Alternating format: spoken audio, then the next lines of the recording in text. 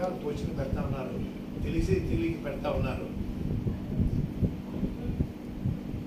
వాళ్ళు సినిమాలో హీరో అవ్వచ్చండి, నేను రాజకీయాల హీరో అని, అంత పెద్ద హీరో కాబట్టి చిన్న హీరో అని, వాళ్ళు పెద్ద హీరోలు అవ్వచ్చు.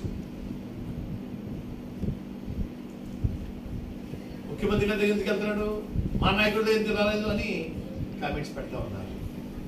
ముఖ్యమంత్రి గారు కుటుంబానికి ఒక చరిత్ర ఉంది.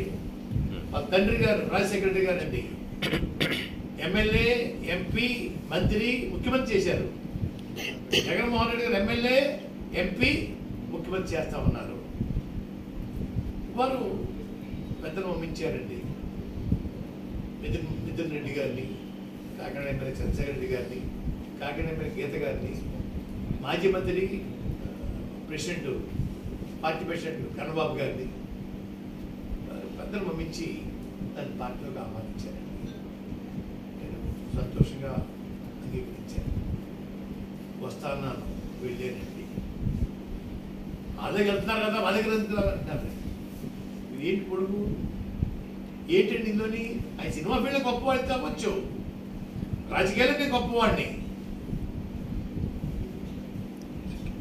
గతంలో చంద్రబాబు నాయుడు గారండి లోక్సభ స్పీకరు బాలయ్య గారిని, అసెంబ్లీ స్పీకర్ రామకృష్ణ గారిని, ప్లానింగ్ బోర్డు వైస్ చైర్మన్ బొడ్డు అసలమారాన్ని పంపించి నన్ను ఆహ్వానించారు.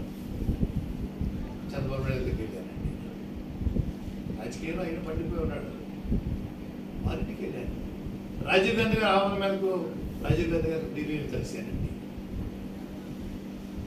రాజకీయ నాయకుడిని రాజకీయాన్ని గౌరవిస్తారండి. వాళ్ళు రారా, వస్తా అని చెప్పేసి ఎనమ్మకు నీటిలో నాపెట్టేసి అదిగో ఇదిగో చెప్పడమా, ఎందుకు రాలేదంటమా, మంచి పని కాదు.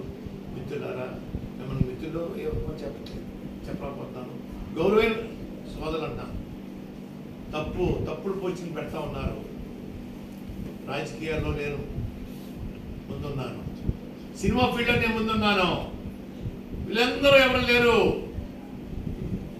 మా పాఠ చెప్పడానికి. వీళ్ళకి హక్కు లేదు. రాజకీయాలు నేర్చుకోవడం మా దగ్గర నేర్చుకోవాలా. ఇంకో విషయం చెప్తానండి,